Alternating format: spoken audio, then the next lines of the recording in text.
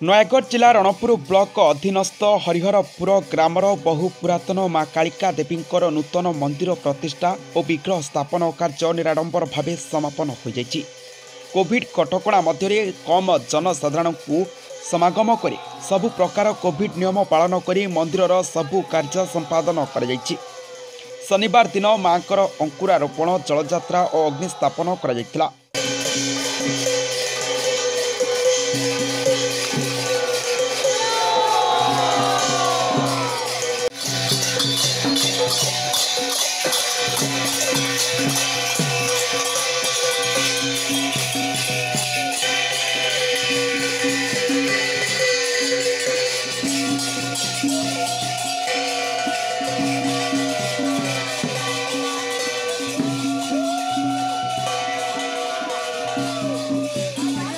गतकाली 11 घंटिका समय सूर्यपूजा गोपूजा सर्व देवादेवी आवाहन सहित यज्ञारंभ चंडीपाठ विग्रह स्नान विग्रह नूतन मंदिर में प्रवेश पूर्णाहुति नाम संकीर्तन और प्रसाद सेवन आदि कराई मां को प्रतिष्ठा कार्य समापन करा जाइछि।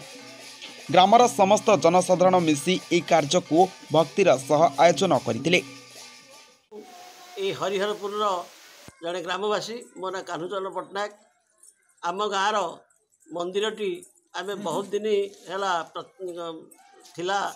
प्रतिष्ठा कर पार नथिलु ताहा प्रतीक्षार थिलु एवं आज आम कार्तिक पूर्णिमा रे प्रतिष्ठा करने आगु निर्धारित होता तेणु समस्त कोविड समस्त नियम मानी आम आज मंदिरटी प्रतिष्ठा कलु और एठारे जनसमागम होई नाही। आ जो माने भक्त माने आसीसंती से माने दूरता रक्षा करी कोविड नियम मानी पूजा अर्चना करी जाइछन। रणपुर रमाकांत दास को रिपोर्ट चेतना मीडिया।